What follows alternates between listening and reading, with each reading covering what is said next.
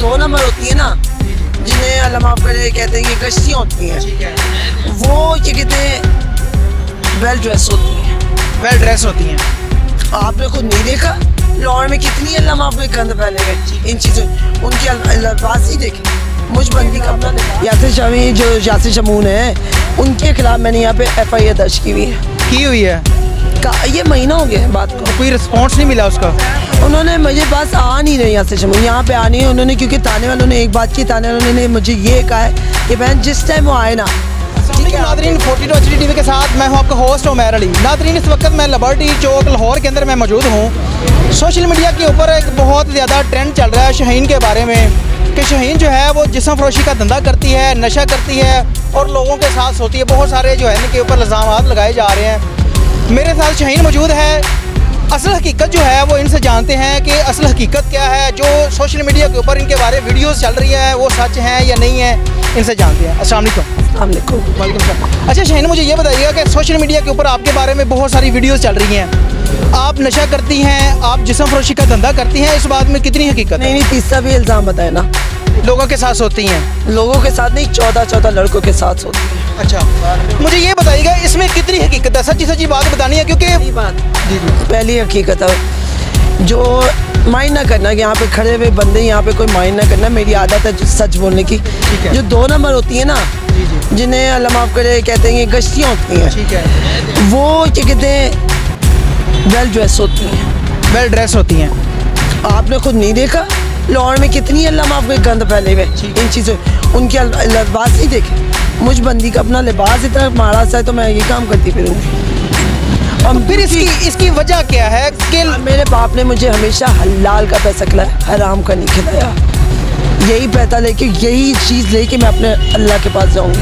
हराम पैसा नहीं खाना मैंने ज़िंदगी भर। असल हकीकत ये है कि जब उन्होंने मेरे पर ये इल्ज़ाम लगाया ना कि आपके पास 2-3 लाख आया, 2-3 लाख आए हैं, ठीक है, दैट रियलिटी के 2-3 लाख आए हैं। फर्स्ट ऑफ ऑल मुझे 2-3 लाख का अल्लाह जानता है, पता ही नहीं कैसे। वो भी स्टार्ट में जब मैंने इंटरव्यू दिया था, फर्स्ट इंटरव्यू आपको अगर रिमेंबर हो तो मैंने उसमें क्या कहा था, I have to renew my ID card. ठीक है, ID कार्ड रिन्यू करवाना था मैंने, अगर आपको याद हो तो मैंने कहा था।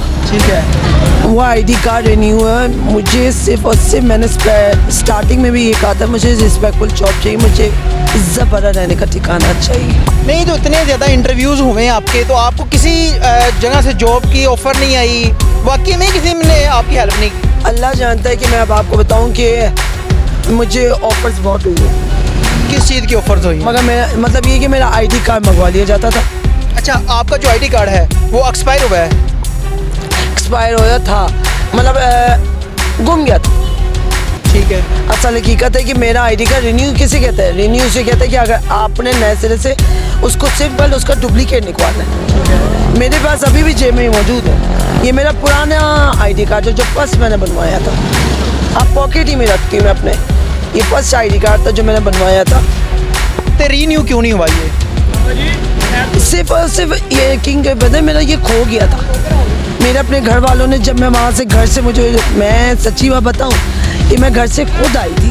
अच्छा, आपकी रिहाइश किस जगह में है? मेरी रिहाइश बैग से, अगर मेरी इस्लामाबाद की, इस्लामाबाद की है। तो आपके जो वालिद साहब हैं, बहन भाई हैं, वो आपको नहीं कहते कि आप इधर आ जाए? मेरे वालिद नहीं जिंदा। वालिद जिंदा नहीं है? मेरे वालिद नहीं जिंदा, मेरे वालिद नहीं जिंदा। बहन भाई?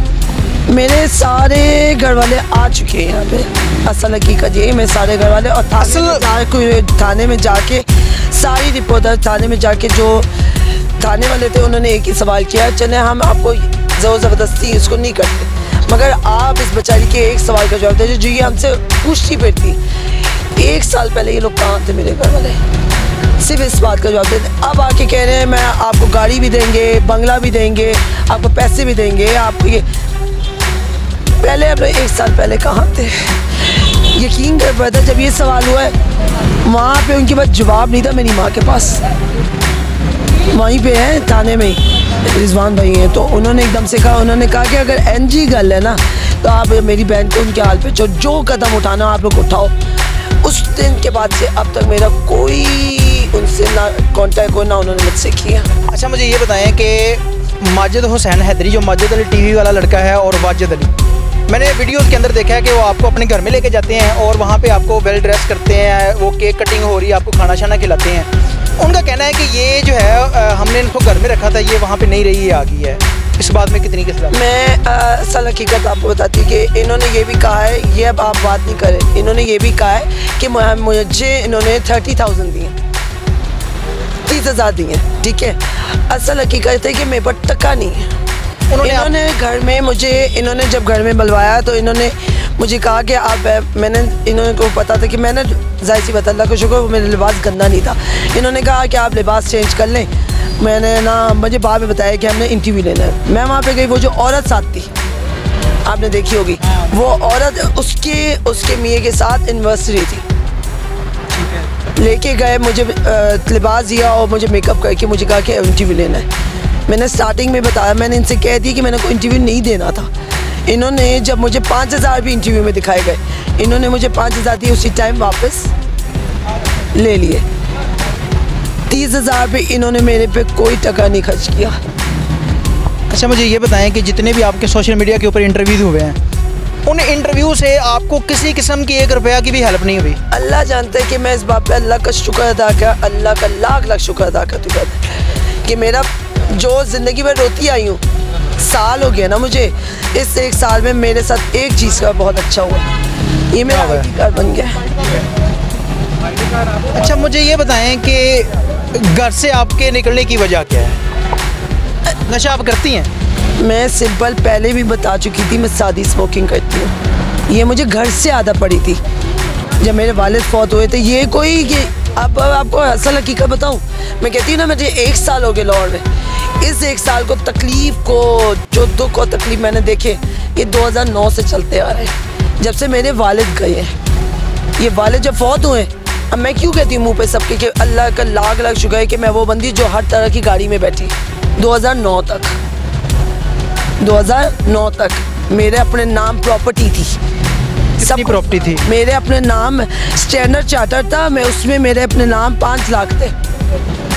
फर्स्ट इस्लामाबाद में E11 में मेरा अपने नाम प्लॉट था, सब कुछ करवा दिया, सब कुछ। वो कहाँ गया सारा कुछ? अब्बू की फौतगी के बाद, अब्बू की फौतगी से पहले उन्होंने मुझे बहुत मिठास के साथ रखा। उसके बाद छोटी छोटी बातों को ले, जैसे बंदा इशू नहीं बना लेता, छोटी छोटी गलों को लेके बंदा इशू बना लेता है कि ये छोटी सी गल। अब एक बंदी, स्कूल में भी जॉब करी थी मैं स्कूल में जॉब, सुबह उठती, घर को समेटना, नमाज़ पढ़नी, कुरान पढ़ना, अपने स्कूल में चले जाना, 2 बजे आना।